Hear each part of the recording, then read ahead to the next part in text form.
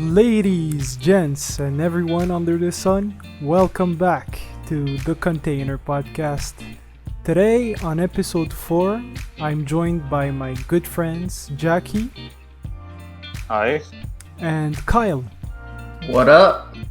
And episode 4 is gonna be very special to us because we're gonna discuss our top 10 list of video games that came out since 2010, and we cut it at 2019. So the whole decade, no matter the platform, it could even be fan games. But we'll see. How's it going, boys? How was your day? Going good, but I'll be honest that in the beginning, when I was doing the list, I was just putting games on it here and there. I was like, it's not gonna be too bad. But then the more I started looking at what are the actual games that came out during the decade, I was like, shit, I forgot that one. Crap, I forgot that one. And then it became a lot harder. Yeah. It went from being like, this is a breeze to I'm like having to replace a game and saying, no, I'm sorry, but that one is better. It was hard. It was harder than I expected. It's like choosing between your kids. Yeah, like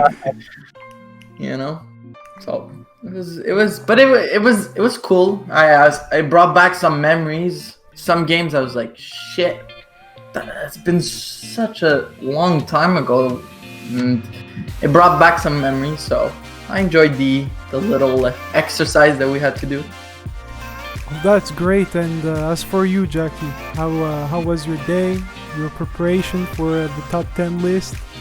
Yeah, well, thanks. Yeah, my day was good also, but as Kyle said, I thought it was going to be a lot easier. At first, I was just like him, like throwing all games and being like, oh, well, it's going to be easy. But when I look at it now, it was harder than I had thought, because you got so much great games that came out in the last decade, and when you have to choose just 10 of them, it's really hard, and it's painful because sometimes you have to eliminate very good games in order to just keep what's the best. And That's the challenge, right? Yeah, that's the challenge, exactly. The problem I had, to be honest, was all the games that made me feel a certain type of way, not just like the good games, the like really good games. I was putting on every single one of them. And when you play as many video games as I did back in the day, especially, I was playing a lot. Well, I had a list of like 40 games, and I was like, bro, I can't do this. How am I gonna do it? In the end, I used a method that was slightly faster than compiling everything on an Excel spreadsheet and then doing head-to-heads and compiling all the points. I just said, okay, between this and this, which one is better? So I separated all the games into another list of better games and then did it a final time to have my top 10. I think it's gonna change. It's not set in stone, but it's a representation of how I felt like right now. So yeah. All right.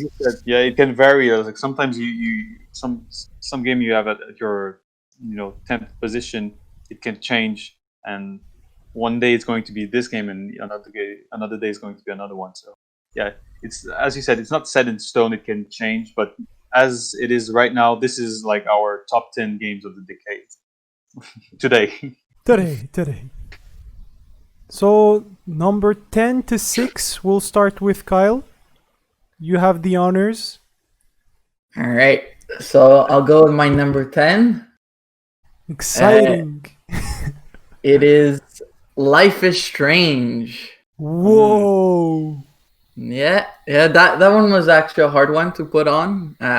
There's these 3 other games that I have in my like honorable mentions. Like I was hesitating between putting all 3 of them on that 10 spot, But I finally went with Life is Strange. I think it's a great game. The soundtrack, till this day, I still listen to it, so I find it incredible. My number 9 is Battlefield 3. Okay. I think it has so many memories connected to it. That's why I enjoy it. I don't think it's a perfect video game. I don't think it's this life-changing video game, like this like incredible like era defining. I just think I have so many fond memories on it that's why I put it there. My number 8 is a game. I mentioned this to you guys when we were talking about trying to make the list. This is the game that if somebody would say, "Hey, I'll pay you to play it," I'll say, "Fuck no, never again." It's on my top 10, but it could easily be on my top 10 dislike games of all time. That's crazy. That's so weird. And the game is called Overwatch. Oh, I see why. Okay. It's this love-hate relationship with it. I've put hundreds of hours on that game, and I've had the best of times and the worst of times. It's a game that, till this day, like I said, I love it, but I hate it, and that's why I'm still putting it on there because I feel it needs that respect. Since I played so much of it and had so much fun with it. Good. My 7th. And this was a bit of a surprise for me. I thought it was going to be up much higher, but it's Uncharted 2. It's the game that kind of opened my eyes and said, "Wow!" Wait. It pains me to say something here, but I don't think that Uncharted 2 came out this decade. No. Yeah, I think that was Uncharted 3 and 4 only. I think it came out in 2009, but. All right, but okay, we'll roll with it. It's just when I was looking at lists, for some reason it was on. Okay, well that makes my job easier. I can take some out, but okay, my bad. But keep it. All right, it's fine. You can keep it. Like, okay, so you're number 7. 2 months away from 2010 there, but indeed, it is in 2009. So my bad on that. My 6th and final one until we start, continue. It's Minecraft. Wow. It was on my top 5 till like 20 minutes ago. It's a fantastic game. I've played hundreds of hours on it. It's just a wonderful game, and the way they keep on updating it, keep on keeping it relevant. That's why I find it's one of the greatest games. So that's your top 6, okay? I'm actually very surprised by a couple of these games, like Life is Strange and Minecraft.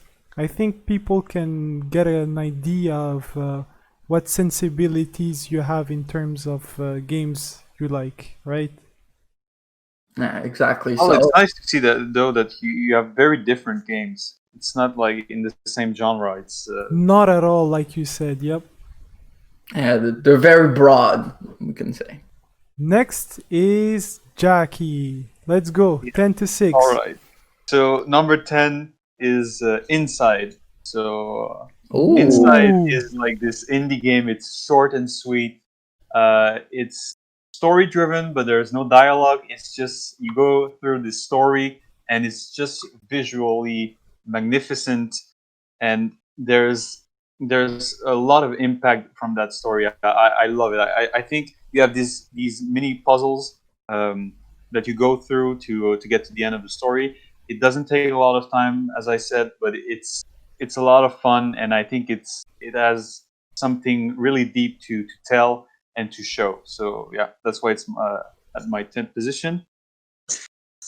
Number 9 is Splinter Cell Blacklist. Ooh, interesting. Yes, I'm a big fan of the Splinter Cell series. If we like, I love like Splinter Cell Double Agent, but it's not from this decade. But Splinter Cell Blacklist was very nice. It's not as good as the older Splinter Cell, I have to say, but it's still pretty good. And I just love this infiltration and the use of gadgets, and I don't know. I think it's a lot of fun. I really enjoy those types of games. Then at number 8, I have Witcher 3, Wild Whoa, Hunt. okay. Witcher 3, it's a complicated relationship with this game because the first time I played it, I adored it, and I still like it, but it's not as good as the first time that you play it. The story is very good. The open world is amazing. It's one of the best open worlds that I've played. It's so imaginative. It's so varied, and yeah, I really liked that experience, and it's something very special. Very special. We'll get to Uh, talk about it later on. oh yeah, all right, that's great. Then at number 7, Red Dead Redemption, The Ooh. first first one. one. Yeah, the first Okay. one, the first Red Dead Redemption. Uh, I think this is one of the first games that I played when I bought my PS3, and it's just it holds a special place in my heart, even though it's not that high in the top 10. Just for the experience of this open world in the far west, and you get to play as a cowboy. You know, it's all this western atmosphere that you've got in cinema, but now you play it in a game, and then you can go to Mexico, and the music and the story is tell in such a nice way, and it has this epic conclusion that I find truly amazing. Yeah, so very another great game. And yeah, finally number 6 is Battlefield 3. I didn't know that you were a fan of Battlefield. I didn't know that, but yeah, me too. It's I think it's a bit like you. It's not that the game is a revolution. It's not that it's something very technically impressive, but I have great memories playing them with my friends, and yeah, it's a great multiplayer first-person shooter. All right. I think it's Cool. an understatement, man. But you know, I'm gonna say more about this game because on Oh, my number 10 to 6 games, that 10th place goes straight to Battlefield 3. oh, well, All right. Battlefield So 3, the game that united many of us that we yeah. Well, it's played I'm religiously really for impressed. weeks every Friday until 2 a.m. Yes, yes, That game was simply amazing. It had that different kind of feel that previous shooters that we played didn't give us, and the squad aspect that promoted communication really changed everything to us. and I find just great map design. I mean, you know, like the map where you jump off there and skydive down. Yeah, oh yeah, Donovan Donovan Peak. Peak. That Yeah. Yeah, game, Oh that Donovan. map. yeah. Oh boy. I Yeah. mean, the map design is so good that we had a friend that spent his whole day on Operation Metro. Oh Oh, yeah. I would same thing. And that little like shipment map there. I forget the name. For real, I'm not that good with the With names the there. But containers? yeah, but I would play just on TDM, and I would play Yeah. that with a shotgun. That was amazing. Great game, to be honest. The multiplayer experience was unique to me. It's one of a kind. So shoutouts to Battlefield 3, number 10. Yo, I Number didn't think that we were going to have a game in all of our lists. Yeah, I'm surprised about that. Yeah. Yeah. I'm not too surprised because we share those memories and I think they mean a lot to us. So True, true. Oh, very nice. number 9, Fire Emblem Echoes Shadows of Valentia. This game is on the 3DS, a console that I didn't play too much, but when I experienced this game for the first time, it was like nothing before it. It was a JRPG with strategy, and my experience with strategy RPGs was very limited, but this one had complete voice acting, amazing artwork, and what a soundtrack. it was sublime. I still listen to the soundtrack to this day, and yeah, it was just a perfect single player experience to me.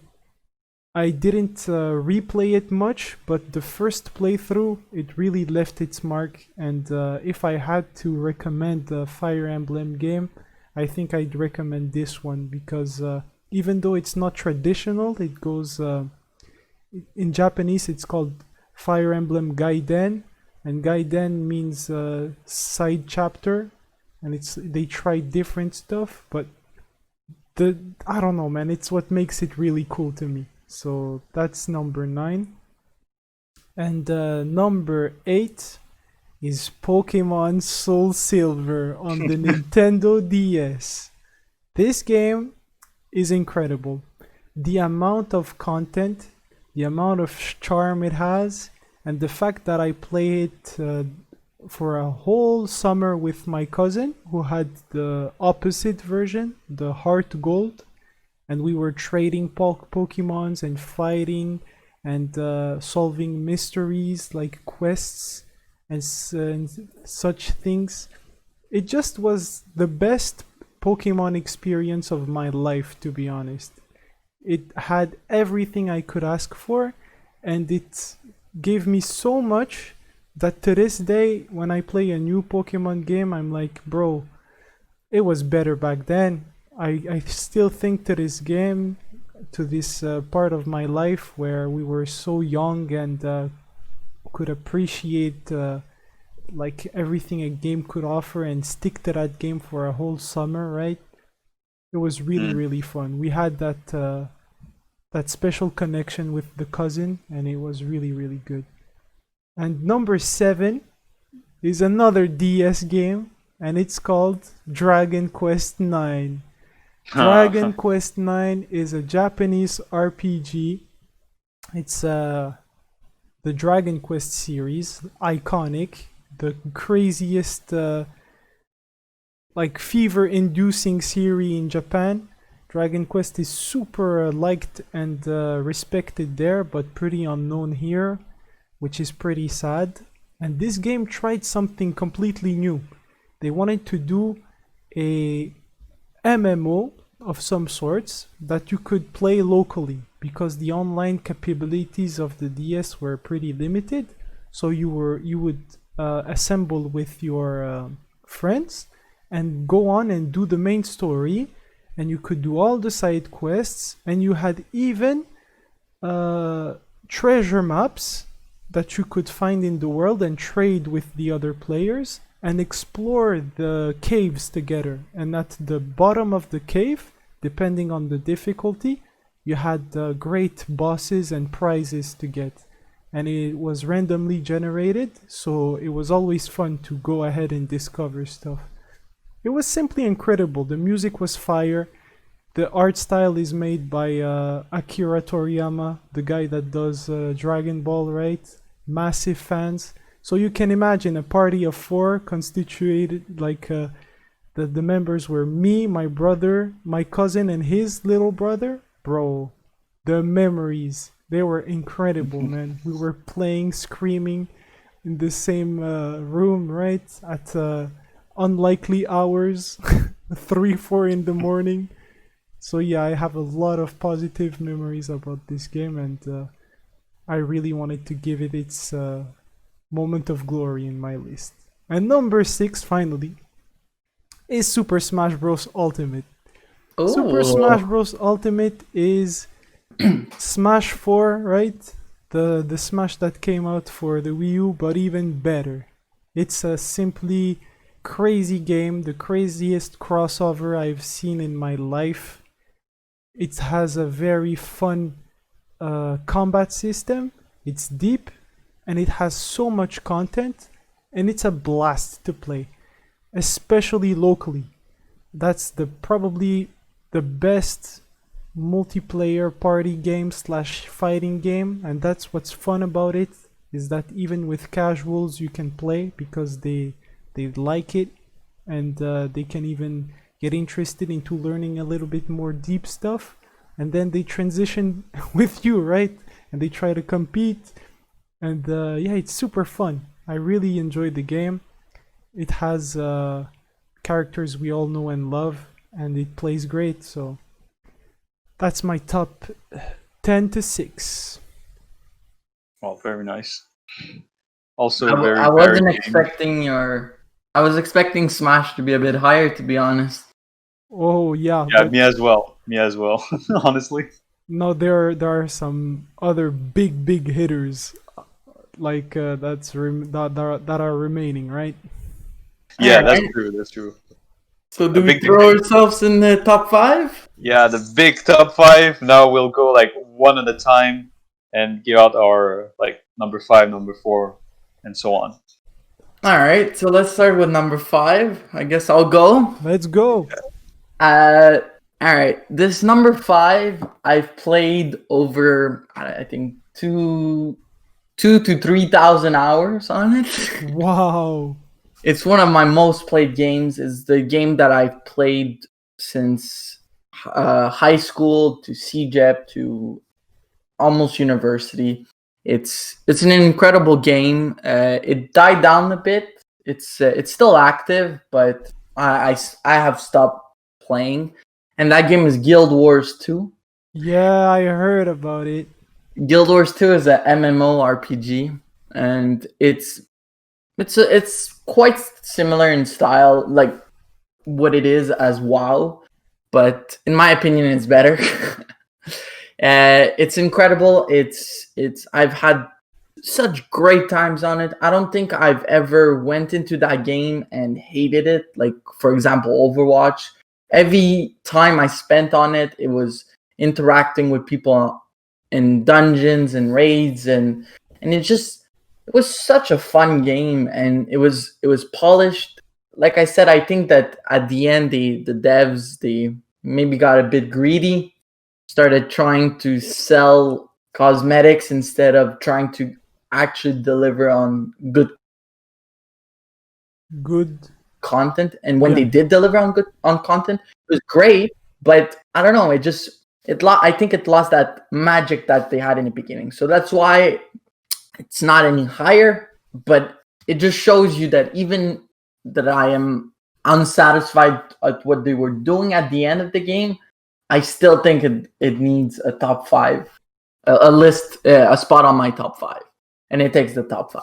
Shout outs to Guild Wars 2. You'll see all the WoW fans getting at your throat.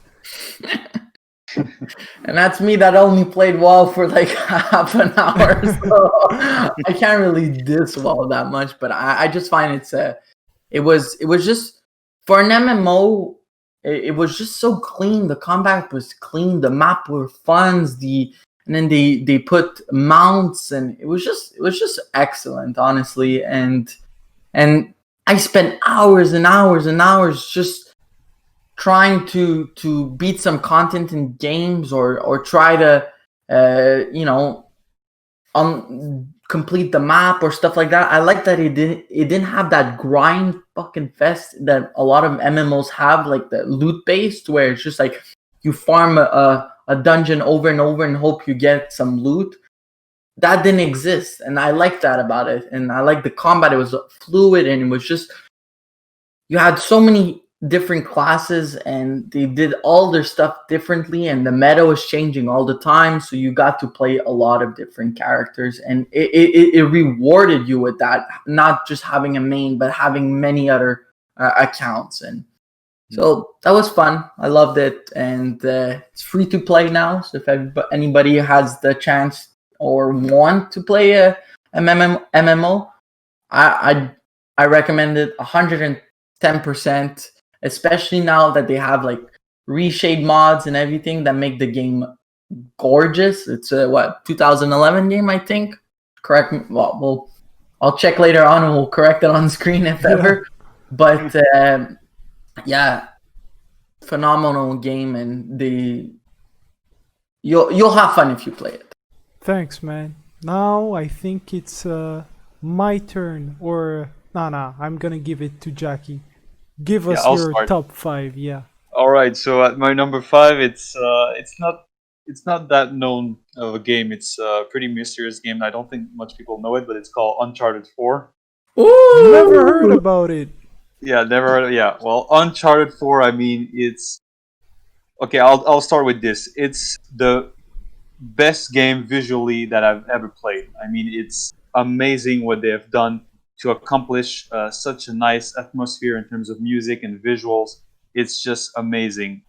And uh, in the Uncharted series, it's not my favorite one, but since Uncharted 2 is in the other decade, yeah, you know it now, Kyle. Into Yeah, I think the he other. knows now. Yeah, but that's why, because I prefer Uncharted 2. That's why I put it there. Yeah, well, me as well. But I put Uncharted 4, yeah, because I love it in terms of gameplay. It's really amazing what they did with the grapple hook.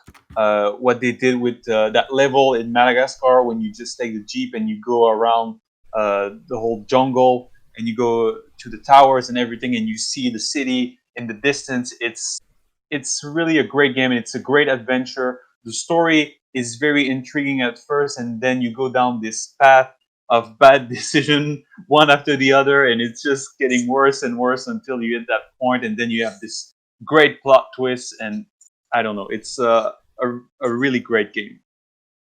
Shoutouts to Uncharted 4.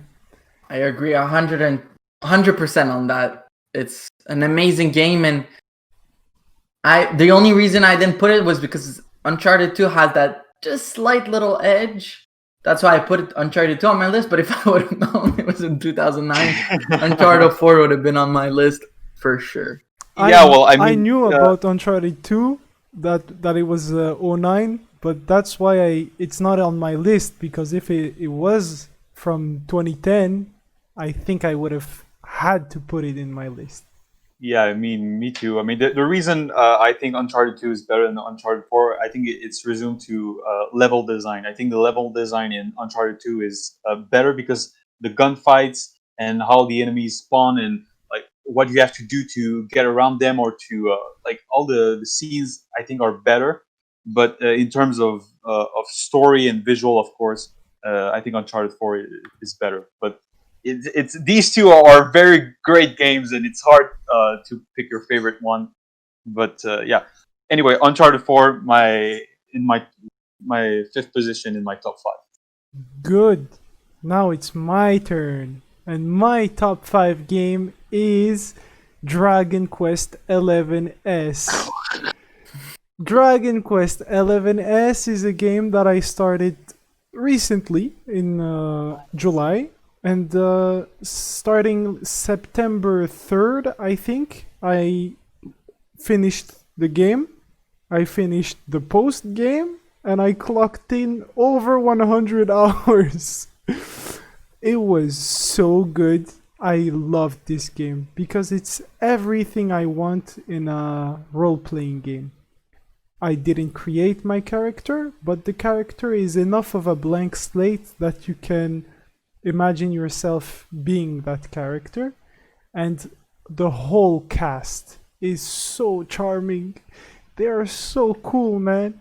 And they did things with everyone that make them memorable, and they differentiated everyone in terms of gameplay, and they gave you a lot of flexibility to choose how you want to build them up. And in the end, you find yourself in the beginning of the game playing a certain way, right? And it works well. And as you progress and you have more and more options, you are free to mix and match and put some party members together for a certain strategy, for a certain boss fight or something like that. If you want more AoE damage, if you want more single target damage, who to pick, what to do. It's a turn-based RPG, classic Dragon Quest, but you have to think more than the next turn. You have to think, what am I gonna do on turn 3, 4, 5? What's the game plan? What kind of dynamic I wanna do? And it's simply great in terms of gameplay. I loved it. I loved how you crafted. I loved the characters. I loved the world. I loved exploring. It was a love story for that entire month and some days. The music, boy, I still listen to the music in my car, and some of the tunes bring a tear to my eye. It doesn't roll, but like the eye gets a little wet, right? Yeah. I'm like, bro, this is too good. This is simply amazing. So shout Yeah, I have outs. to say I haven't played it, but you made me listen to the music, and I have to say it's very good. I mean, the orchestra playing this is amazing, and it's so like you can feel like the immersion when you hear the music. It's amazing. It's really great music. So yeah, as you said, shout out to this game. It's funny that you have two Dragon Quest games in your top 10. And I for very was different reasons, right? One it was yes, for the multiplayer experience with Dragon Quest 9 and my cousins and my brother, and the other is for the single player experience. yeah. Well, So that's the reason, right? That's the mhm. reason. And I hope that everyone tries this game out. I know life is everyone is busy in life. You can take up this game and do all I did in longer. There is no problem. The game is not gonna go away. It's gonna wait for you. And it's the kind of game that I'd recommend playing every single night after a nice hot shower. You take a good hot shower and you go and change yourself, put yourself under some blankets, turn on the game, listen to that classical music, that classic Dragon Quest, and immerse yourself. It's just so good and it's so relaxing. I loved it. Well said. That it. I've never ever played a Dragon Quest game, but I am open to playing one. So if you recommend that one, maybe I'll give it a go. 100%. It's written 11 in it, but don't worry. It's a self-contained story and it references vaguely some other game. So if you're a big fan of the series, you're like, oh my god, nice, the references. If not, like me, right, where I played not all the Dragon Quest games, especially not the game that it referenced, you just enjoy the game and it's a great game. So yeah, that's my top five. We can move on, boys. All right, so I'll go for the fourth position. So me at my fourth position, I've got Rainbow Six Siege. Oh Ooh. yes. So I'm I love FPS games. I've played Modern Warfare 2. We spoke about Battlefield 3, and I have had a lot of great experiences, and I enjoy these games. But Rainbow Six Siege, according to me, is I think one step higher in terms of gameplay. Not because I think it's better, like technically, than the other games, but it puts forward what I love about video games, shootings, shooting video games. So you you don't have these large teams, you don't have these large maps.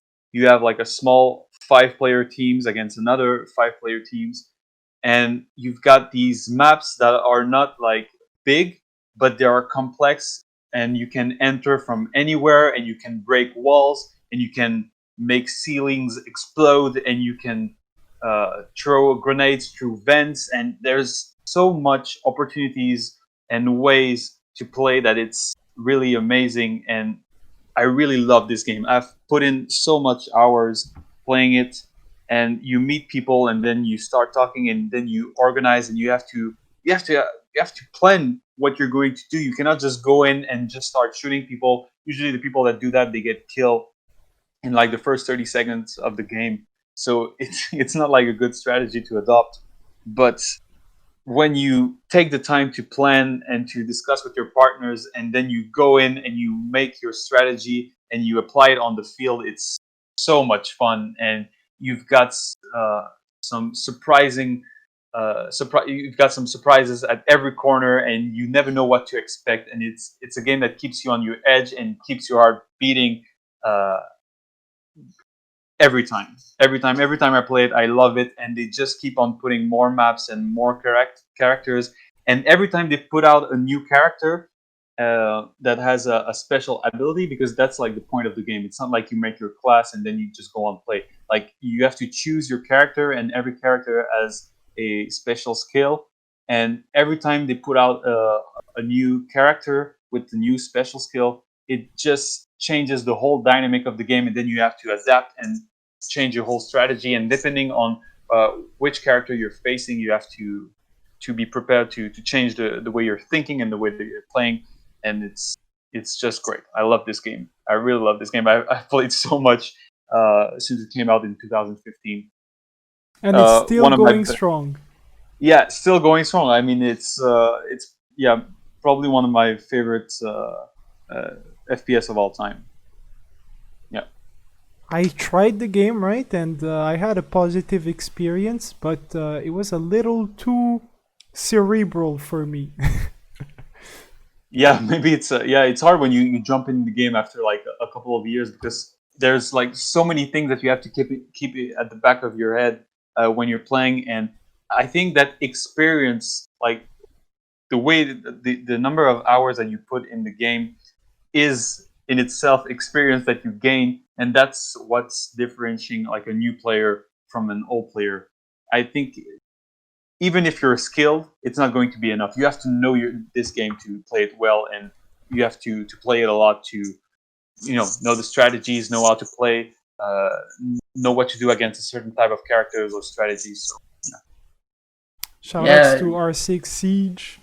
I've played hundreds of hours of Siege. Yeah, I played on the PlayStation, and I've played on PC, and I've played, like I said, hundreds of hours on the PlayStation, and I've played about 150 hours on PC, and it's just a fantastic game. It's just, and like you said, what I like about it is it's different than normal FPSs. Normal FPSs is just like you run around, pop, pop, pop. Even Battlefield is like that, where you just shoot and you move on. And this is the knowledge of the info of where your enemies are is more valuable than having this godlike aim. If you know how to use your gadgets, you know how to communicate, that changes the whole game. It's incredible, and I've had so much fun with it. And yeah.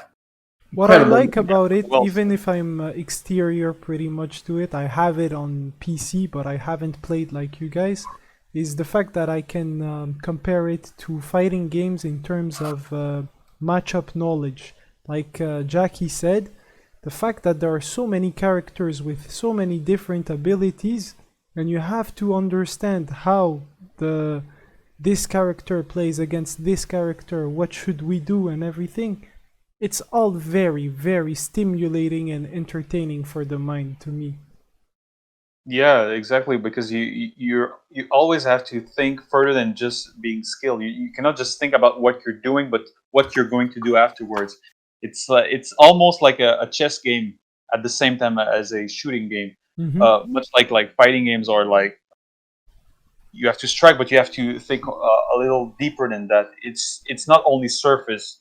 It's not only you jump in, you shoot. It's like you really have to think about what you're doing, and it shows when you play, because it's not only something that you say. I don't say it like that. It's truly something that you experience when you play it. If you're not prepared, you're going to lose every single time, and it shows when you play. I mean, teams that are not prepared and are not communicating, as Kyle said, they are a mess and they lose every time. Okay. So, I think we can wrap it up for your number 4, was it? Yeah, exactly. Number 4. I'm gonna do mine now. My number 4 is a PS3 game. It's an HD collection. It's a remaster of a PS2 game, and it's called Dragon Ball Z Budokai HD Collection, baby. Yo, no, we said you cannot take remasters. Yes, we said we could, because we said they are different. Oh my god, you. The reason why I chose this game and I put it at number 4 and not higher is because of lots of different reasons. Number 1, the music. They changed the music. Why? Because the original composer, Kenji Yamamoto, has been caught for plagiarism. And you know what plagiarists, how we treat them, right? We cut their work out and replace it with other stuff. And sadly, that other stuff was way, way worse. Like, you had iconic plagiarism, and then you had really bad original stuff. Should So- keep the plagiarism if it's good. I mean, that's why we play the PS2 version now, right? So the idea of this game is that it's actually a game I played in my childhood, the original PS2 game, with my cousin, with my brother, we played this game quite a lot and we loved it, right? And it's an IP that we are truly attached. Dragon Ball it means a lot to us. We almost say Dragon Ball is life, right? Almost. So imagine a game that you play very casually and that you don't know has any depth, and that most of the people think the same. You pick up that HD collection, and now that you have internet and you can Google stuff and you can go on YouTube, I do just that, and I find out the greatest findings I could ever imagine. This game has sick combos, and the reason why we never knew was because the game never told us. The game showed us. And you had to understand from the hardest CPU that what he was doing was the way you were supposed to play. That's incredible. I find it really dumb, right? Because they fucking killed their game competitive scene by hiding those mechanics so deep. I was like, bro, if everyone knew how to play the game, this would have blown up. It would have been crazy. But then I learned how to play the game, and I met a lot of people, and I started my YouTube channel, and people know me as me because of this game, right? And I'm simply very grateful for this game to have shown me so many crazy good people in real life, not just in the game, right? They're really fine and very humane, and I appreciate them a lot. And I don't want to start naming people because I'll probably forget a name and regret it myself afterwards. So shout outs to every single one of you in the community. And this dead game that nobody plays is alive because we made it live. We made it. We are still playing it. We're still discovering stuff, talking about it, and I really love that about it.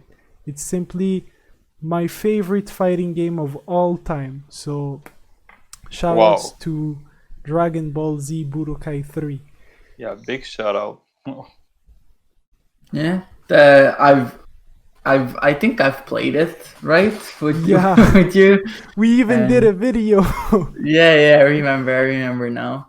And yeah, it's actually it's a fun game. You know, I think that fighting games have a bigger part of your life than me.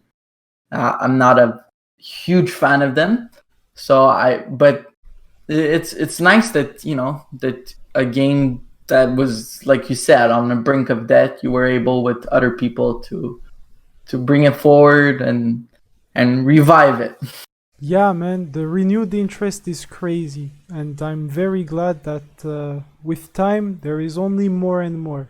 We found out how to give online to these games, and the reason, like I said, it's number 4, trash music, no online play, and it's called the HD Remaster Collection, and it includes only the first and the third game. Where's the second one? Nobody knows. It's crazy. So yeah, that's why I bring it down a bit, right? That's the reason. All right. So I guess I'll go with mine now. So my number 4, I don't think you guys will expect this, but my number 4 is this little game called Skate 3. Oh, I kind of knew, man. I kind of knew. And what is even this game? I don't even know it. It's a skateboard game. You can't be serious with this. I mean, Nah, I he's Swear to God, serious. I was hesitating to put it number one. I think it's one of my favorite games of all time. It's such a fantastic game. I've played it for years and years and years, and I find it's timeless. It's it's not a game where you have to give your 100% attention. It's such a replayable game. People have created, you can create your custom parks and stuff like that, and people have done amazing jobs, and it's still going strong on YouTube, which I was surprised. I figured out this year there's people playing it and they're getting thousands, and I'm not just saying like 1,000 or two. I'm saying 100,000 views and stuff like that. So it's impressive. I find that a game that was, I think it was 2015, if I'm correct, or no, never mind, 2015, 2010, and it's an incredible game that I've put in so many hours, and when I replay it, I go through sections of the game, and I have vivid memory of a day in, like, I don't know, 2013, of me playing at my parents' house in a specific room, a specific time of day during the summer, and I was watching on the side that YouTube video, and it's such impressive that that still stays with me, and it's like I said, a great game, and it's just so fun. Just so fun. That's the number one thing I'm gonna say. It's a fun game, and there's no story. I mean, I think there is, but I did it once and I've never done it again.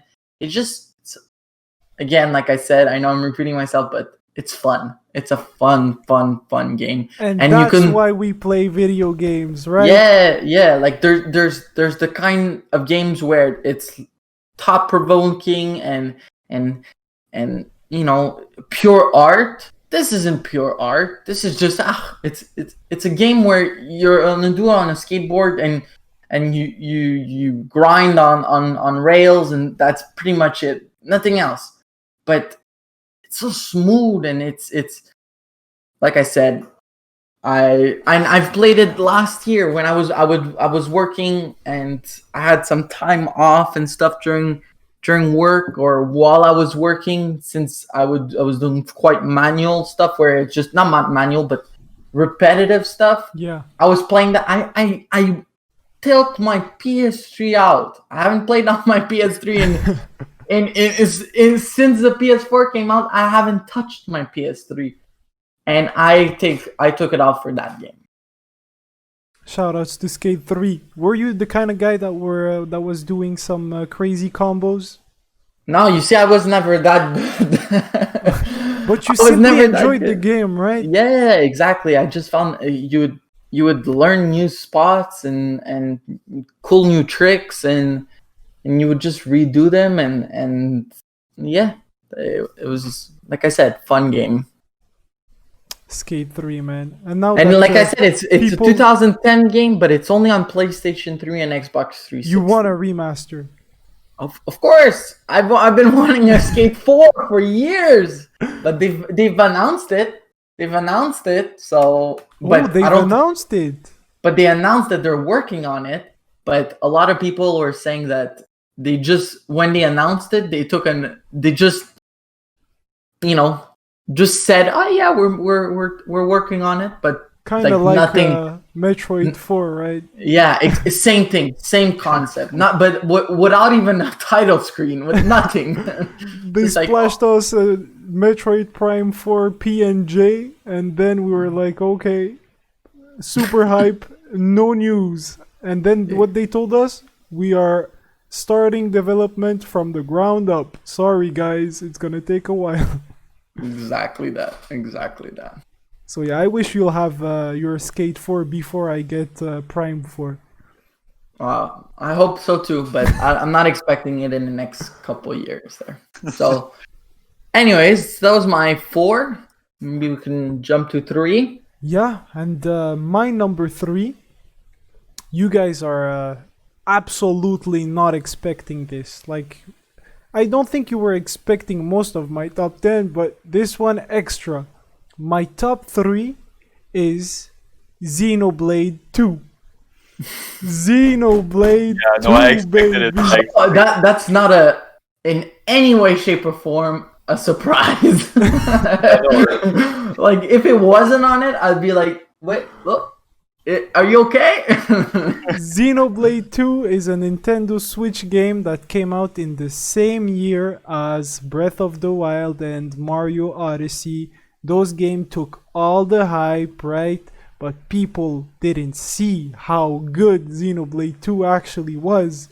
This game was actually crazy. It's a Japanese RPG. You can see the theme right in my top 10. Yeah. We start to see. It's a Japanese RPG where where you play as a little guy named Rex, and Rex is a orphan that lives on some kind of monster's back that he calls Grandpa, and Grandpa is really good, and he teaches Rex some good life lessons. And then Rex meets a girl, and that girl changes his life forever. And that's the start of the most insane Japanese ass story I've ever seen, that completely entangles themes that come straight out from the Bible and Christianity and space and stuff like that. And then you're like, bro, what is life? What is real? Am I real? What is going on? It's just superb. I loved it. The gameplay was super slow at first. I didn't understand shit. And then when I googled it up, I saw that, boy, you'll see, man.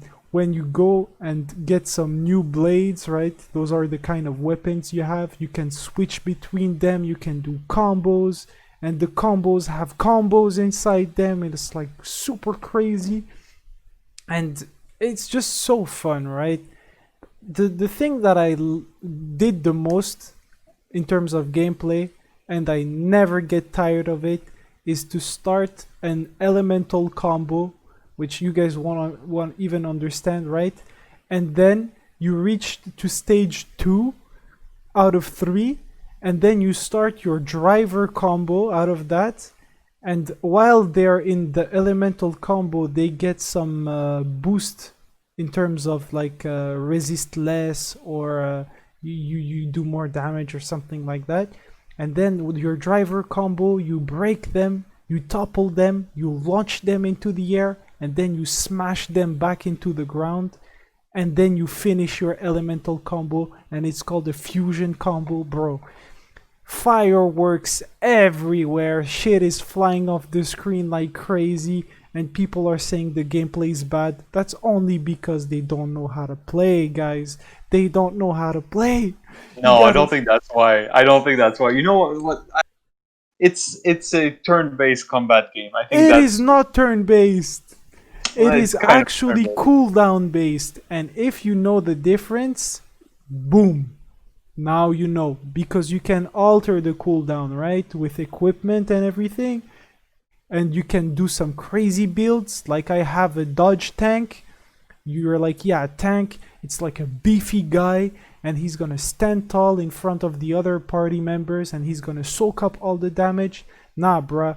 My dodge tank is a super cute Japanese girl that is like sergeant in the military, right? And uses katanas and shit like that.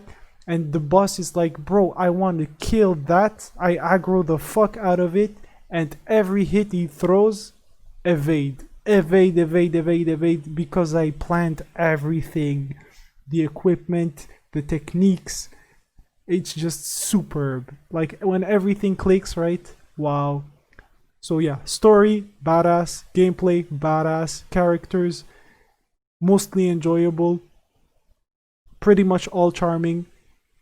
Loved the fuck out of this game. And people that didn't play it and that have a Nintendo Switch should be ashamed. You have to go ahead and try this game.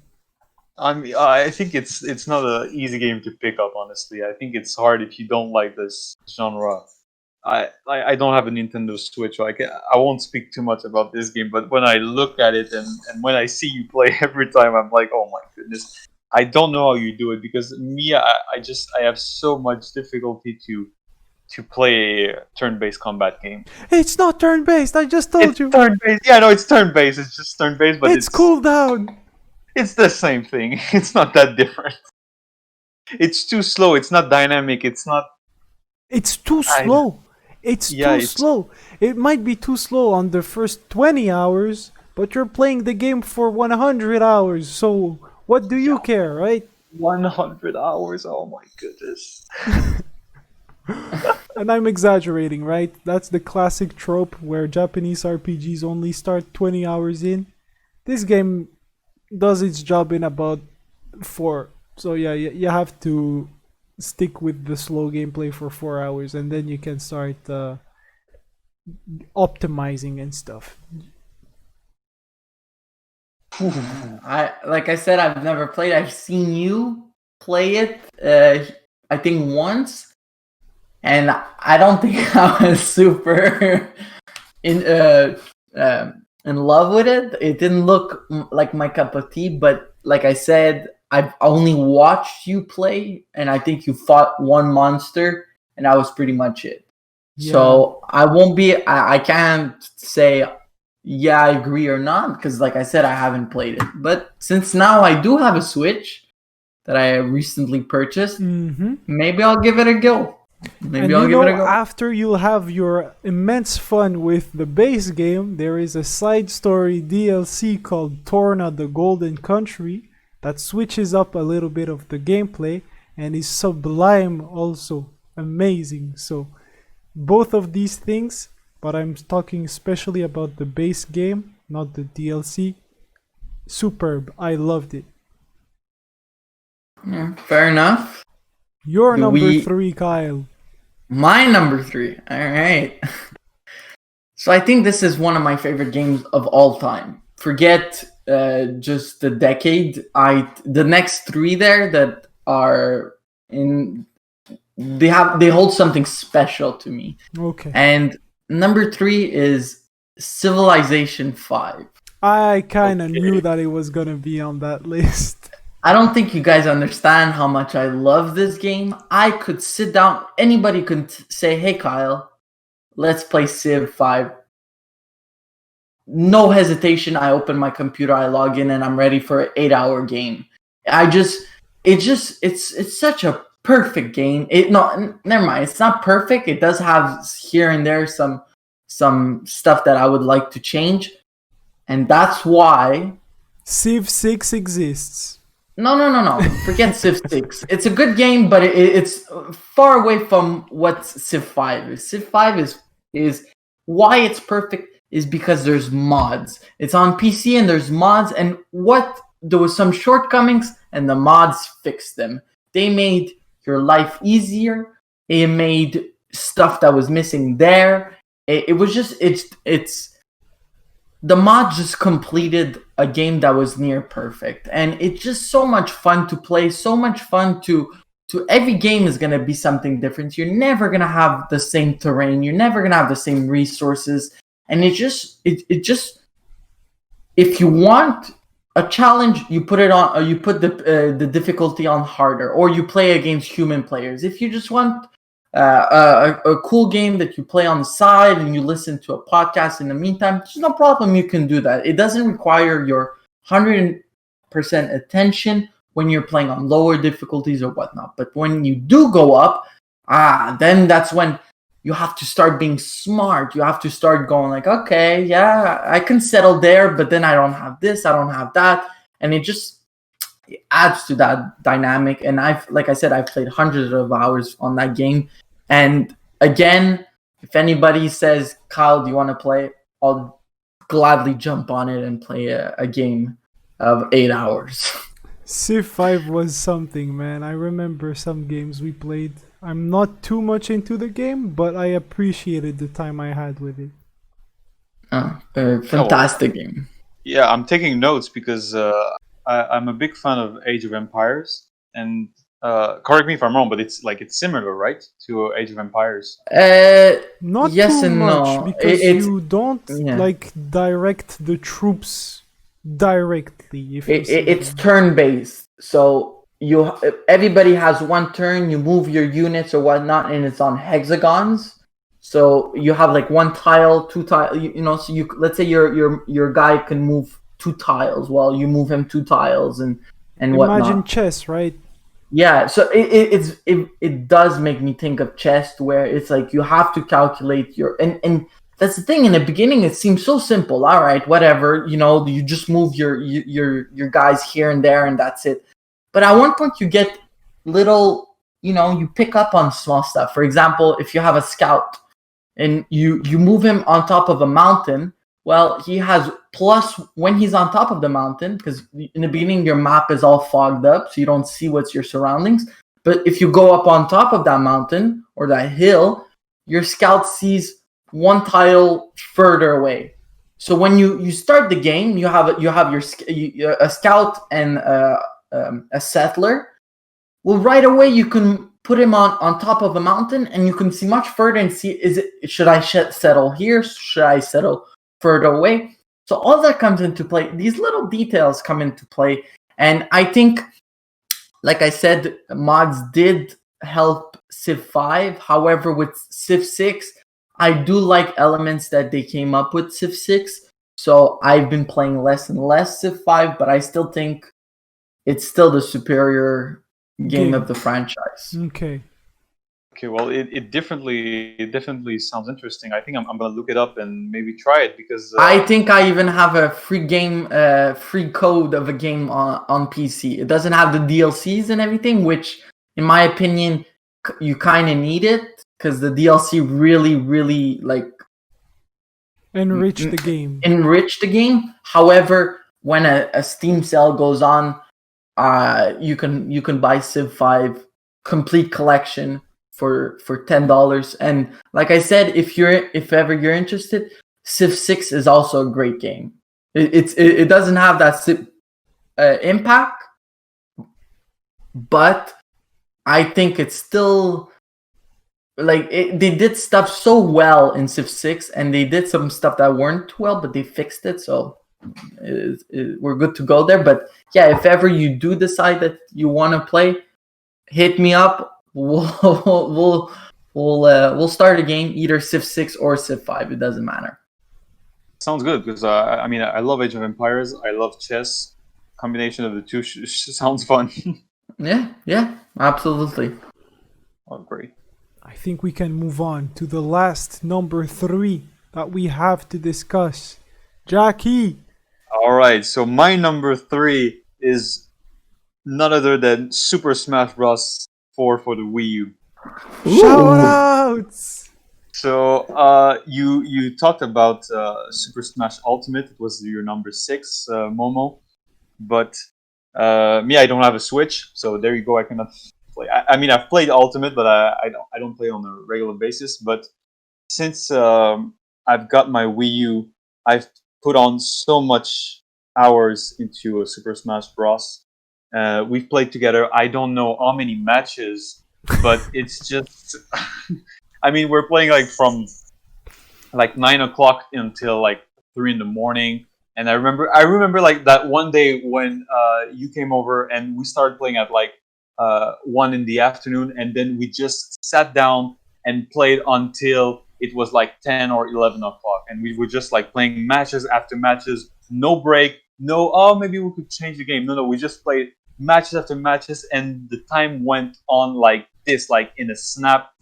We were Time like, goes by already? so fast. Already? Yeah, it's such a great game, and as you said a bit, everyone likes it. Everyone can pick it up, like I did. I didn't know like a lot about the techniques and everything, but I learned it, and it's a great memory because we learned to play together, and then we went on to tournaments, and then we used to play it back when we were after high school. You know, I don't know if you remember that, but it's I have great memories of the game, and I had a lot of fun playing it, and it's really special. I mean, it's Smash. it's such a great game to play with your friends, and you just have a great time beating each other up and insulting each other and getting mad, and It's I just love simply it. amazing, like you said. Oh yeah, Amazing. I yeah. think that personally in Smash 4, I've clocked in over 800 hours. There you go. There you go. 800 hours, guys. This is a lot for, I think, to be, like, let's just be 100% honest. If the Wii U didn't have Smash 4, it would have been the biggest waste of money of my life. But Yeah. since it had it, oh boy, did it become the ratio of money paid per hours played. It was a good Oh yeah. ratio. Oh my dude. Yeah, you're absolutely right. Oh my god, we played this game so much, and I mean, when I look at the start when we picked up the game and we started playing, and where we were when we stopped playing, and then we went on to Super Smash Ultimate, it's just like it's like this whole period is like our evolution in the game, and it's a parallel to what the evolution that we did in life and all the experience that were intertwined, and it's great, It means so truly much amazing. to us. Yeah, this Yes, game was it amazing. means something, and it's a great game. It's that's why I mean it's top three. We're getting high. We're getting high. So I mean, there's a reason why it's top three. I really like it. I think I didn't do it justice. I think that Smash should have been in my top 3 now that I think about it, but I'm the you, other you, games mean a lot to me also, so yeah, but I mean you put Super Smash Ultimate. I mean yeah. it's there. So Yeah. it's just because Ultimate. I think it's better because it's more offensive. Often I don't know if it's the right term. I don't think that's the right way to say it.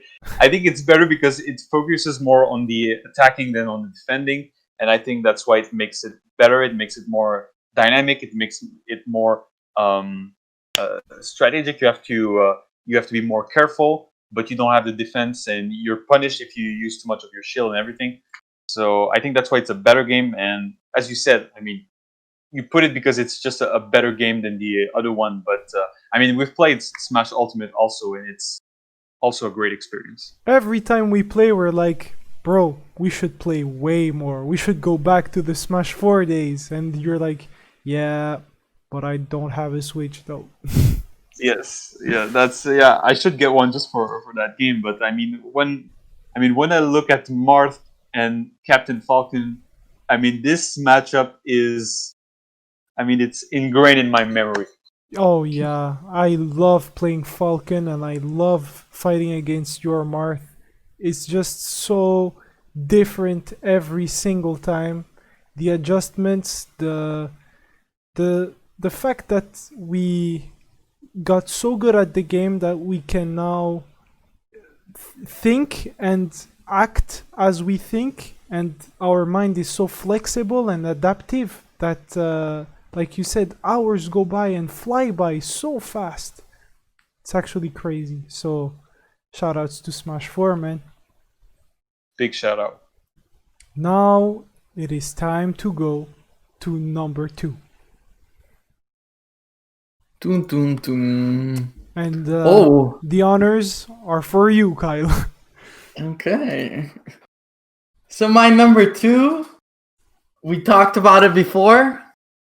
It's The Witcher 3: The Wild Hunt. Ooh, top 2. That's yeah, massive. For me, it's top 2 without a doubt. This game, the first time I played it, I had no knowledge about the Witcher series at all, at all, at all, at all. I had never read the books. I had never played 1 and 2. I didn't even know they existed. I didn't even hear anything about Witcher 3. Nothing. It was just in my mind this generic RPG that nobody played, and I had this friend who likes RPGs and plays a lot of them, and was just told me, hey, play this game. I'm like, nah, it looks garbage. It's like, no, play it. I'm like, okay, and it came on sale on Steam. I bought it and I played it, and I couldn't stop. I just loved every second of it. Every second of it, I loved it, and I finished it. I was in love with the characters, in love with the universe, in love with everything. Yeah, it's not perfect. Combat I found was a bit weak on some stuff. Like I found, like, you know, there was alchemy and everything, and I didn't go use that. I found I didn't need to use that to beat the game. So I found that was a bit more weak. However, like I said, the story, the side quests, everything, I found it incredible. And then what made this game go on another level was the DLCs. I could put Blood and Wine, their last DLC, on the list by itself. I would have no problem doing that. That DLC Ooh. is incredible. They said, you know what? We're gonna give you another game like that. The DLC, I think I played 50 hours of the DLC. 50 for a DLC. That I find it's unheard of. It's just, it was quality. It was just everything for it was just fantastic. And then it made me, like I said, fall in love with that universe. I went to read the books. The TV show came out. Loved every second of it. Loved the universe. So that's why I have no problem saying this on my top 2. And while I've replayed it, so I know that was one maybe criticism that you gave it, that when you replayed it, it wasn't at the same level. However, when I replayed it, I liked it even more, because I found there was stuff that I missed now that I knew who the characters was, and that because Witcher 1 and 2, I unfortunately I haven't played it, but I've looked at YouTube videos, and there's this one guy that does these YouTube videos that take like 4 hours, and he discusses the game, and he goes honestly mission by mission. And I did look at those videos for 1 and 2, so I knew who some characters were that they were referencing, or characters that came back in the third game, that I'm like, oh, who is this? There was no introduction to that person. Well, I knew who it was. So all that lore was added up on, and you understand better. The choices were better. Everything was just better. Yeah, Witcher 3 was my number 8, and I think, like you said, I've never heard of the game before it was announced, and I mean, I saw the trailers at E3 and everything, but I didn't really know the game. And when I started playing, I was just amazed by this whole universe and all these characters and all the cities and this massive open world that was filled with creatures and characters and mysteries and side quests. It's such a big world with different things to do, and it's not perfect, as you said. Like, sometimes when you play it, the combat is not that polished, and there's some controls that are rough when you have to jump and when you have to climb and everything. But it's an amazing story. It's well told. It's a great journey. I think that's what we can say, is that it's a great journey from where you start at the beginning until the end. You go through that whole story, and you go through different landscapes and different sets of characters and different cities with their own little problems and little context and everything. And it's really an amazing, great game, and it's so big, and there's so much things to see and things to learn. And I mean, it's really an impressive game. And I understand why it's so high in your list. Like like my story with it. It's just that when I came back, I thought it was rough to play it, so that's why it's not that high in my list. But we'll get back to that, because there's a reason why. But I think we'll get back to that. Oh, you guys don't know. You guys don't want to know my reason why it's not in the list. I don't. Go ahead. Tell us. So I never bought the game, but I had the privilege to try it because of Kyle, right? He shared the game with me, and he was like, bro, this game is so good. So good. You have to play it. And I was like, you know what? I have to play it. That's true. I boot it up. I go to the intro scene, right? Well dressed in a castle and everything. I look and I go down the staircase, and then I find a girl that's training with a burly man or something like that. Then Yeah. I get through the tutorial and such, and then they give me a horse, and then I do some stuff, and then I fight a griffin, right? There was some kind of quest where I had to take down Yeah. a griffin. And then I don't know what happened next, man, but next thing you know, I turned off the game and never touched it again, bro. I was like, I don't want to see any more Witcher 3 in front of my face. I'm done. It was just, You should put it up again and give it a go. I don't know, man. I think the Griffin fight, the how I played it, I think I should look at some good players, right? Because I was like, bro, this strategy I'm using is boring as fuck and works. And if the game is like this, no thanks. Everybody plays it differently. Like I said, I didn't play with alchemy and everything, and like I didn't give two shits about putting oils on my swords and stuff like that. I just played pure combat, and I was playing the first time through just for the story. But when I played it again, I forced myself to play with these other tools and like actually research, because I played it on a harder difficulty the second time through, and I find playing it on a harder difficulty adds to the experience. I find a lot of time it doesn't, but this added to the experience because it forced you to not play the easy way of just dodge, dodge, dodge, dodge, hit, dodge, dodge, dodge, dodge, hit, dodge, dodge, dodge, hit. Especially when it feels that bad. I mean, when Exactly, because I think we're all in agreement that Bayonetta, this is not Devil May Cry, bro. Exactly, but it doesn't need to be. That's what I think that's the point. It doesn't need to be this fluid combo and stuff like that. It just needs, you need, and I'm telling you, you'll enjoy it much more if you use everything that Geralt has in his arsenal. That means do invest points in your alchemy, do use potions, do use oils.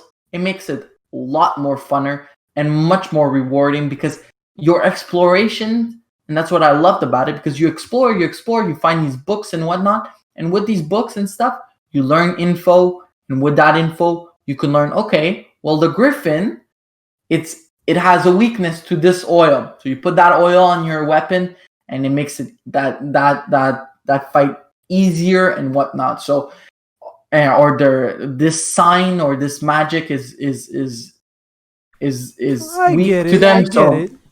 I can see the value of it. It's just that the fact that it goes for that gameplay and gives you dodge, heavy attacks, and light attacks, it tricked my brain into comparing it to games I shouldn't, right? And I think if I treat it more as an RPG and less as an action game, maybe it will stick. Yeah, because it's not an action game. Like, no, at all. It's an RPG. Yeah. And that's what I liked about it also, is your choices actually mattered. Like, yeah, I haven't gotten far enough to see that. But that's the thing, is I played it, and I would take choices and everything. I'm like, okay, like I get it why, that happened or whatnot, but I didn't see which was the impact later on. But then you do actually see, okay, they used that choice to do that. And then when I replayed it, I played it differently, and I had different outcomes. So that was actually really cool. It wasn't just like, okay, well, do you take coffee or tea? Who gives a shit, right? But that's what that I really enjoyed about it. And at the end, you see the endings. I love the ending I got, but some people, there's one ending. God, I would be depressed to get that ending. It's a horrible ending, and thank God I didn't get that, because I wouldn't have liked the game. Okay. Well, it gives me some faith, right? I might have a good time. I think you should. You just need to power through a bit, get used to the system. start actually liking the people that you're interacting with, you know, and Cause I was hearing that black-haired lady talk in a cutscene. I don't know what her name is. Yennefer. Boy, it was at that moment I turned off the game. For real? I It's can like, believe you. bro. I can believe you. I mean, you listen to these like Japanese games characters that sound like it's. I don't know how you listen to them, but like they sound like trash every time you speak, and the dialogues are so weak. And then you come out and you go like, "Well, we're listening to this great actress playing that character," and I was like, "Ah, I didn't like it, so I turned off the console." Like, what the fuck is How this? do you know if it's Japanese, man? No, you can hear it in their dialogue. When you hear them, you're like, "Oh my goodness, it's so weak and it's so like it's How so is it difficult to weak? hear." It's Like, Japanese, bro. You don't know.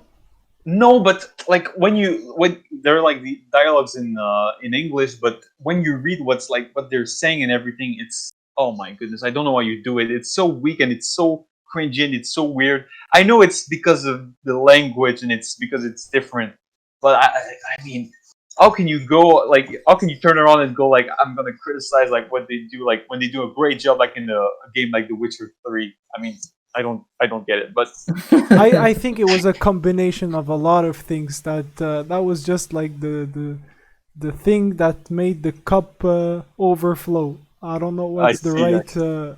right expression. Yeah, okay. So number 2, Kyle, it was your Witcher 3, but now we have to ask Jackie. What is your number 3?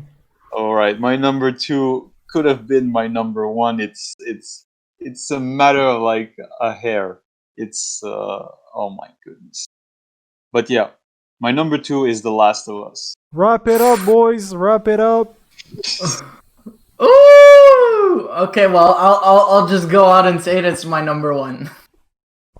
Oh, all right. So we'll come back to that. We'll come back to that then.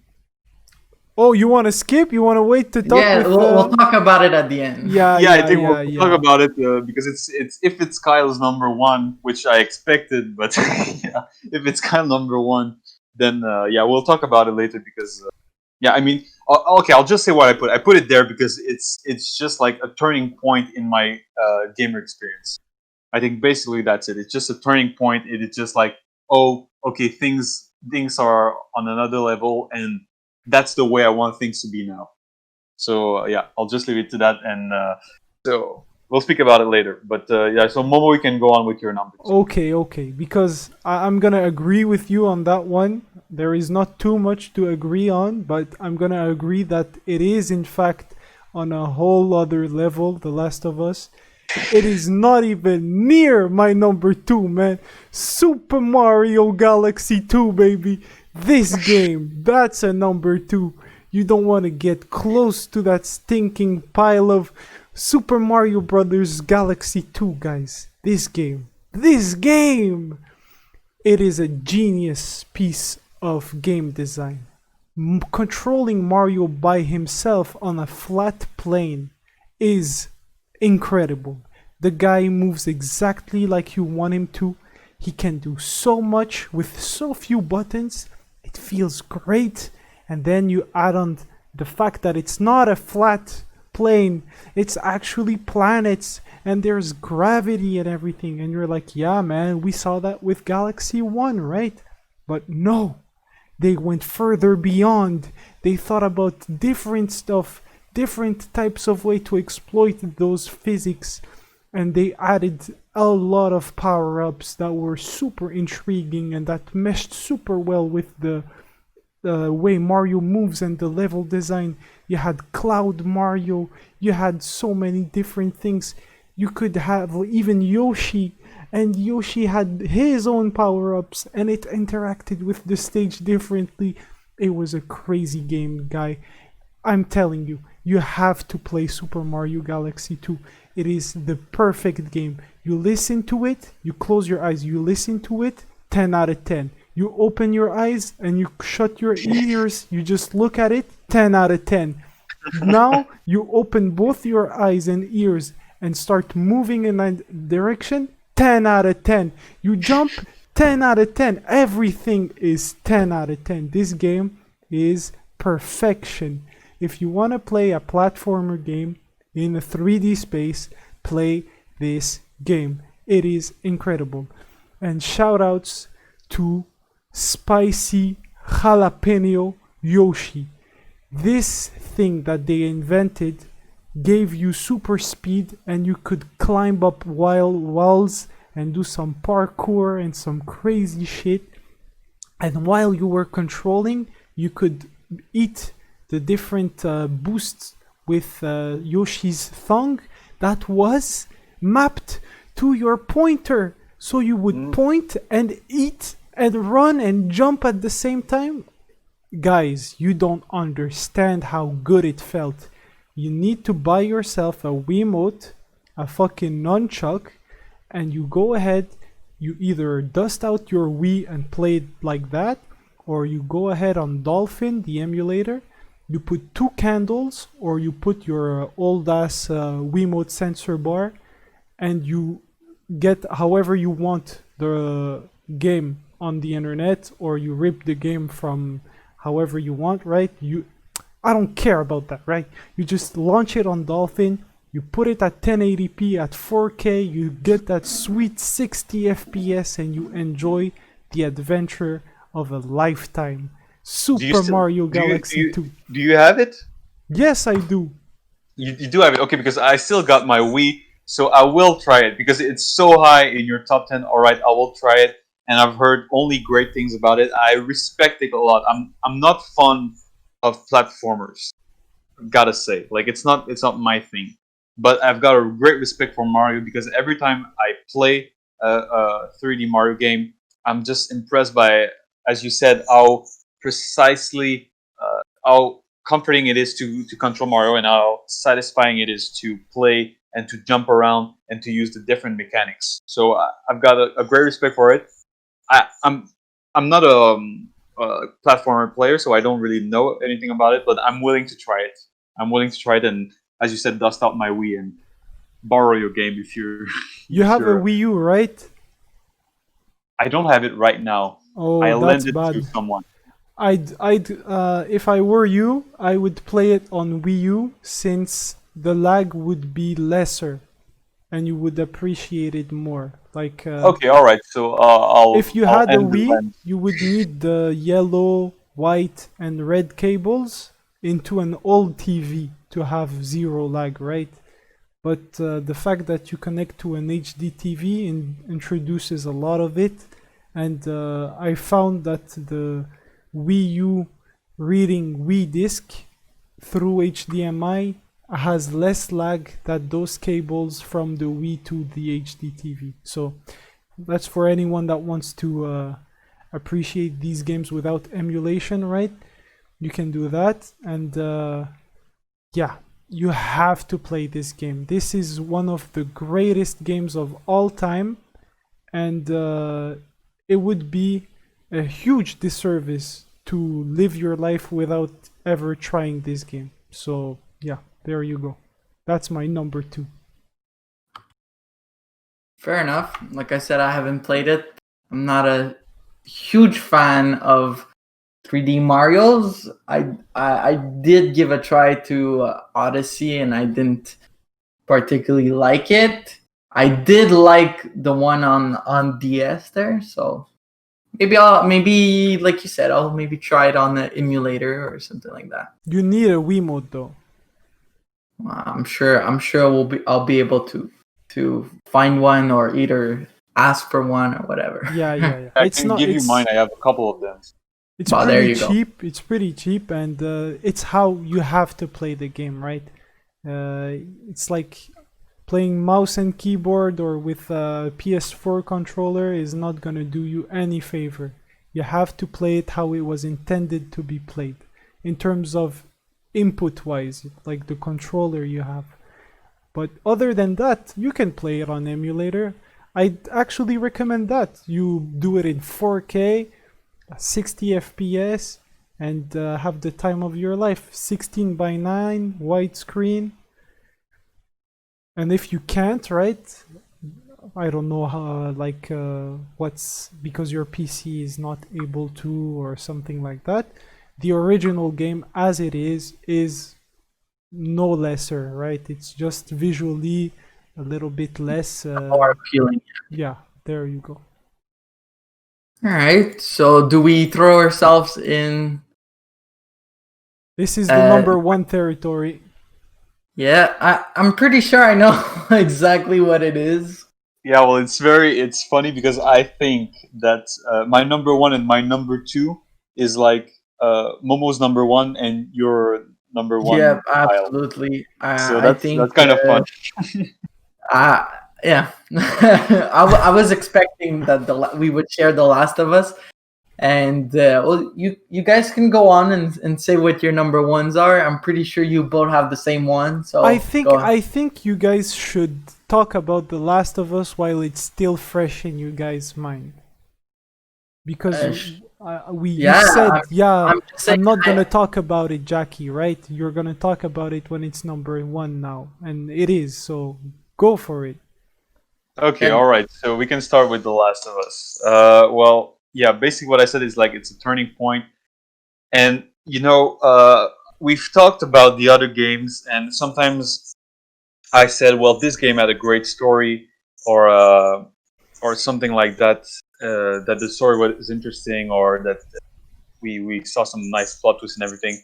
But there's no game that comes even close to what you can experience for the story of The Last of Us. And The Last of Us From your is, playing experience, right? from my playing experience, of course, like I cannot speak about the games that I haven't played, but from my playing experience and from what I know is that The Last of Us is the best story that was ever told in a video game. And I've seen a lot of movies also and a lot of TV shows, and even in the last few years, I think it's one of the best stories that was ever told through all the medias. So it's such an amazing story, and I know a lot of people don't like it because of the gameplay, but if you don't like it because of the gameplay, but you go through, I think you will enjoy the story because the story is so memorable and so greatly told that you cannot just be insensitive to it.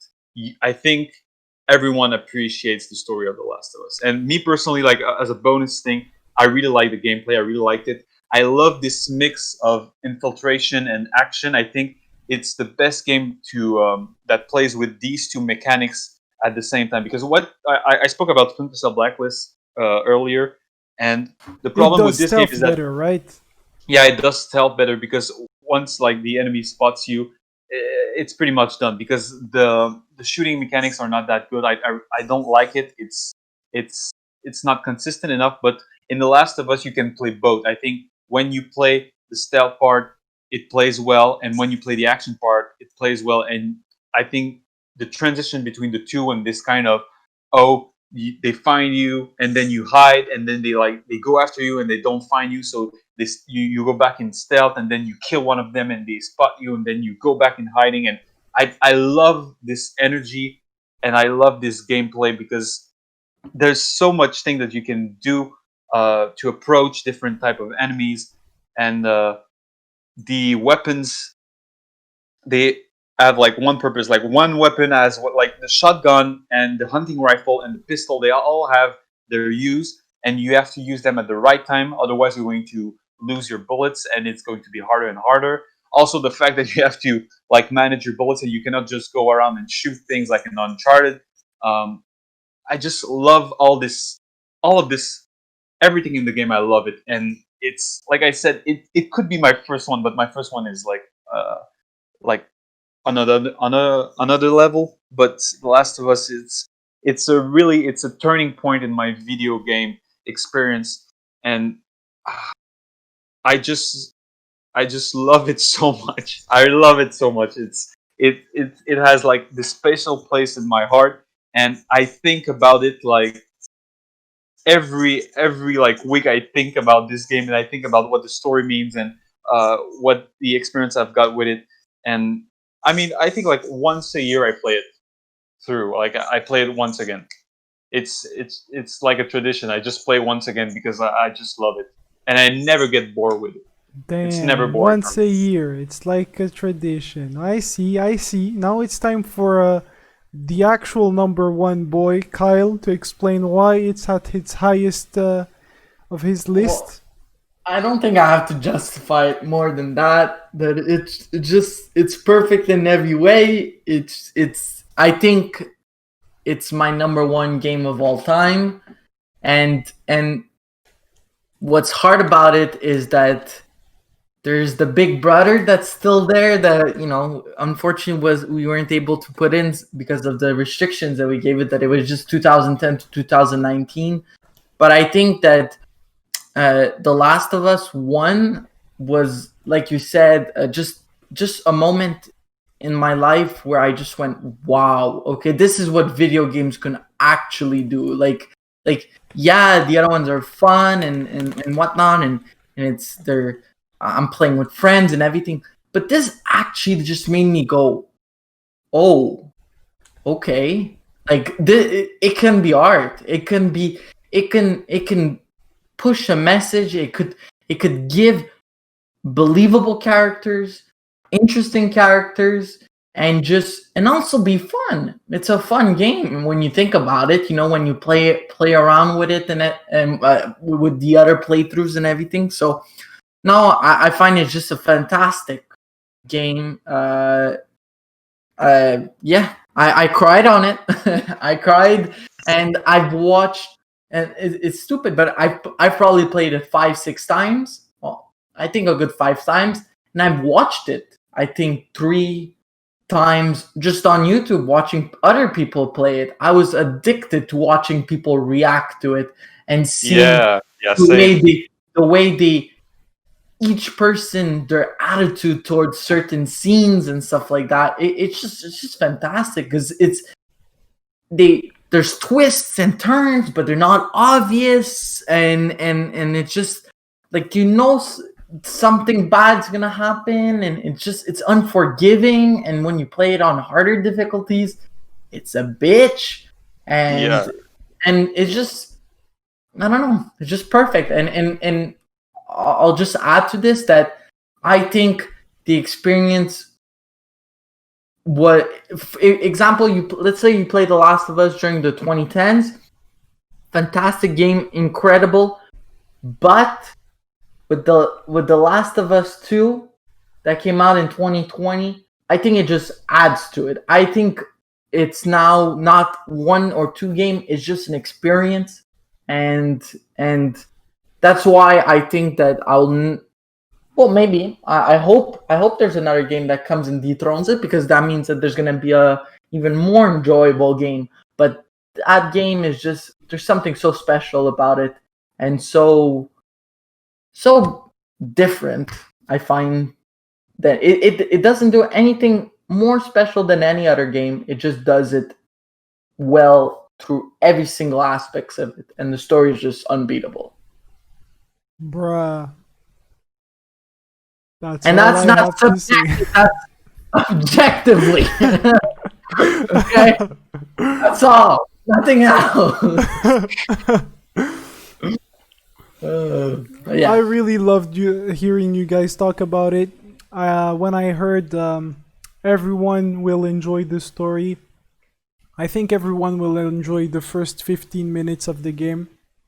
That opening sequence is actually incredible at how fast it can make you feel stuff. So I can give it that for sure. And currently I'm reading a book called Storytelling, the Human Animal, something like that. And in that book, where we talk about how the human psyche is constantly searching for an answer, something to fill the void in some kind of hypothetical story. So the fact that the game is built like it is pushes your mind to do the kinds of gymnastics that it actually enjoys. And I think that's the reason why you guys find it so convincing and exceptional, it's because not many writers for video games have achieved that level of actual like stimulation for someone's mind. I think when you go through that game, your brain goes into if you Another only think dimension. about the story, yeah, it goes into a dimension that not too many games can put it into, right? And yeah, I can see the value in that. But you know, it's a video game, right? And it has a lot of different components that makes it whole. And I'm glad that you guys enjoyed the whole thing. But yeah, I can't put it in my top 10. I couldn't even put it in my top 20. Not even in Well, my top 30 or 40 or 50. Like, I just can't. Because to me, the ratio, right, between story and fun that I get out of the game is skewed in a way where too many other games gave me much more fun than this one. The fun I have with The Last of Us 2 is discussing its story. It's not playing the game, which I think we're just built different. I yeah, think that we're I, built different. I think, and because I don't know, we've had these conversations over and over. I think we've had this conversation about The Last of Us at least 10 times. We'll have And to have it an 11 times, but another time because it's yeah, already been an hour and 43 minutes. You see, but yeah, as you said, like we're going to have this conversation about The Last of Us another time because yeah, there's so much to say about this game. There definitely is. Exception. It's an exceptional thing, right? Where we come to a profound disagreement. So there will be a lot of sparks and flames on that future episode. But yeah, it's all in good spirit. Number one game, though. Now that we know Kyle's number one, we have to know Jackie's number one, which incidentally, I think is mine too. Yeah, well, all right. So my number one. can I guess? Yeah, Yeah, go you can ahead. guess, of Go course. ahead. Knack 2. Knock 2, Knack 2. baby. There you go. Knock 2. There you go. Knack Here 2, we great go. game. Sony always wins, baby. Oh my god! I mean, the like when Knack 1 came out, I was like, this game is amazing. But when Knack 2 came out, I was like, oh my goodness, it's impossible to put out two great games like that In a row, Amazing. I was not. In I a couldn't row. believe it because, as you said, the first one was perfection, straight up, and obviously. like, how can you top something that's perfect? They made the impossible possible. That's the crazy thing. Can't wait for Knack 3 and oh god, I love video games. If they I love to manage- play. If they manage to do that insane one up with Knack 3, I think Oh. I'm gonna sell my firstborn child to whoever wrote the story because that's a quality story. The Knack trilogy. I'd like to shout out though Video Game Donkey to to have shown us this masterpiece. He's shown us Oh. the way. Yeah. All right, Oh, but yeah. I think I go on and say what your actual number one is. All right. The Legend of Zelda Breath of the Wild. Yep. Number one of this decade. I mean, what? Z. Yeah, not so easy for me. Not so Easy, bro. But, What a great. revolution. The most Oh. popular genre, which was the open world, it took it and it slapped it in the face and completely changed it from here on out. This is how you do open world games. It's actually crazy to me how we were playing these trash games before Zelda came out. I'm surprised. Oh man, you're so right because this is what I said earlier when I spoke about The Witcher. Like the first time I played it, I liked it, but the second time I played it, I had I had gone through Breath of the Wild. So when I went back, I couldn't do it, man. I don't know. I don't know every single open world that I played, like Red Dead Redemption. When I went back, I was like, what is this? And then after I played Breath of the Wild the same year, there was Horizon Zero Dawn. I played it, and I mean, I liked it in the end for the gameplay, but the open world is obsolete. I don't know why it needs to be open world. And then there was Red Dead Redemption 2 that was complete garbage for me. Sorry for the ones that love it out there, but I mean, when you go through Breath of the Wild, which has this open world so well done, and then you go back, as you say, to these old open worlds, you realize how sloppy it is, and you can't go back. But Jackie, Zelda has an empty open world though. I mean, every open world is empty. Like most of open worlds are empty. That's the way it is. But Zelda, it's like empty, but in the right way. It's Oh my I can't god. even explain it. I can't even explain it. It's just the way that they designed the map and those voids, the way that they put those voids in the map, and the way that you can look in the distance and always see something. It's mind blowing.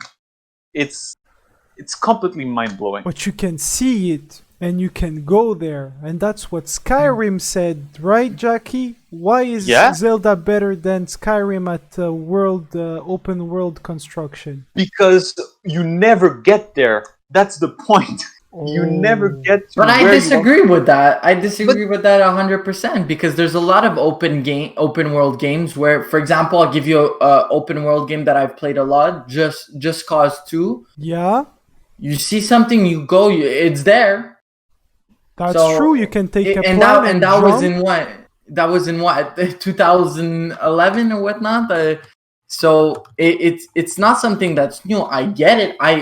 It's a great game, but I heard that a lot of you can see it, you can actually go. But that's been true with a lot of video games. Link no, can but what I climb mean, just like in it's Assassin's Creed, though. True that, and that's I think the part that I really loved about the game. That I'm not here to debate that the open world and exploration is bad because that's what the game does the best, and it's the best on it. And I agree with you guys that in terms of just pure exploration, it's the best. There's nothing that I clearly you guys seen it that it's not anywhere in my top 10. It won't be even in my top 30. I don't think. I think it's a great game exploration wise. It's amazing, but that's it. Okay, I see, oh, I that's see. it. But Oh, no. to us, at least, we're gonna tell you guys how the Breath of the Wild experience went. We were eagerly awaiting for the next Zelda game after playing Skyward Sword. A game that was very story driven and that was on the Wii and came out very late in its life cycle. So the hype wasn't really there. But in itself, it was actually a very fun game, don't you think so, Jackie? Yeah, I agree with you. I mean, I thought about putting it in my top 10 list Me also. too. It was in my Yeah, top 30. Like I said, I had many games and it was part of it. But then the developers went silent. And side projects, until we hear, okay, next main Zelda project is going to be a revolution.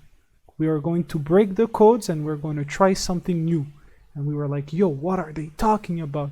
And then they roll out those beautiful images of a plane and a horse and Link. And you're like, yeah, it's like it's always been. But it's fucking huge. And the individual grass of blades are going with the wind. And then there is a huge laser and fire everywhere. And then the animations are beautiful and they go through the forest. And then they are being chased down. Link jumps up his horse, shoots an arrow, end of the trailer. And then you're like, bro, okay, we want to know more about this game. When is it coming out? Delays. until the promised day that was March 3rd, 2017. On that day, Jackie and I got together and bought the game and pretty much did a sleepless night, or almost. It was Yeah, actually crazy. it was just before spring break, and I was supposed to study, and I didn't study. I just played the whole game for 1 week. 1 week straight, I played every day, and I think at the end of my week, I think it was like 60 hours that we I did. we we ate Zelda, we dreamt Zelda, we Yeah, talked Zelda, we theorized Zelda. It was crazy. The game was so overhyped in our minds. We were only winding up to being disappointed, like massively disappointed. We were hoping way too much, way too much. The game comes out, bro. We have it in our hands, and we begin to play. Oh my god, man. It was even better than we imagined. We were completely floored with the game. We were going ahead in different directions. Hey, I went there. What are you doing? We had like two different like playing experiences. We were playing on this like we had two instances of Breath of the Wild running at the same time, and we were like at pausing sometimes and going on the same game and then going on the other game, and we were playing like madmen's, right? It was yeah, crazy. It was yeah. It completely was. Yeah, just sharing your experiences of what have you seen today. Like this is where the talks like at that time. It was like at the end of the day, we just like, what did you see today in the game? Well, I saw this, I saw that, I did this, I did that. It's just great that you can share this experience, and everyone has his own experience because the game is so open and non-linear in its story and in its quest that it's just that you create your own experience and you go on this adventure that is yours, and it's the completely definition of, yours. yeah, and it's the definition of what's an adventure. And I'd love to point out what's very interesting here is that like when you look at Kyle's top one and Momo and my top one, it's just like completely different game. It's like almost the opposites. Like in one corner you have this open world, non-linear, uh, like what do you say, like small Extremely free RPG game. flow. Yeah. Yeah, and on the one you have like this almost corridor-like, story-driven game, very linear.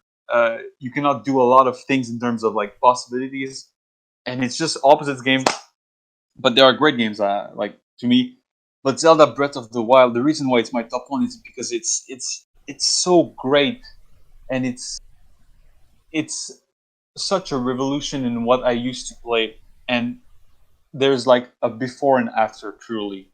And what's crazy in my mind, right, is that this game that revolutionized everything came out for the Wii U, Yeah, a that's console that yeah. is weaker than everything that was on the market, that was years old in terms of hardware and everything, and like no one was imagining, yeah, they were going to do innovative and new stuff with that kind of hardware. It's going to be very traditional, like always Nintendo tradition.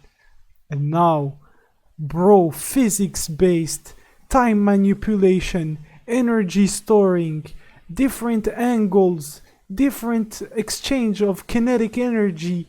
It was like the wind, the fire, how it interacted. You were like, bro, these other consoles have all the horsepower in the world and they can't do that shit. Yeah, I mean the runes are so imaginative, and like, it's so great what you can do, the mechanics that you can do with them. I mean the world in itself has so many great mechanics, and it's fun that you can explore those mechanics to do a lot of different things. And I think like recently, like 1 year ago, discovered like these new techniques with the bombs that you can like jump and throw like two bombs and then explode one, and then the other one bounces on you, and then you just fly in the air, and you it's like You it gain, pushes you forward. yeah, Yeah, incredible momentum. yeah, you get all this momentum from the bomb, so that like there's all these mechanics and everything, but it's so great. I mean, Do you remember how, like, like day one, nothing on the internet or anything, just experimenting by ourselves? I was like, yo, check this out. And I placed a metal bar with my magnetic power. It was like a metal plank. And then I hopped on one side of it and I threw a big boulder at the oh other yeah, I side. remember that. Yeah. And we were like, bro, it can't work, right? The game is not programmed so it can't work. We never saw that in Zelda. And then we did it and it worked exactly as you'd imagine. And that's the Yeah. crazy thing about the game. Yeah, well, I mean, this is amazing that you can, like, these stuffs. They don't show it to you. They don't say like you can do this. They give you the rules, and then you say, okay, well, if according to those rules, I could do that, and then you combine ideas, and then you come up with this stuff, and you can like create these set pieces, and it's great. It's like all like you can use your imagination, and it asks you almost like use your imagination in this game. Like don't follow the usual rules. Don't play. Don't play. Don't be dull. Just use the tools that we give to you and have fun. And that's what you do in the Express end. yourself, have fun. Express yourself. I mean, when we speak about Breath of the Wild and The Last of Us, because like I said, these are my probably my two favorite games of all time.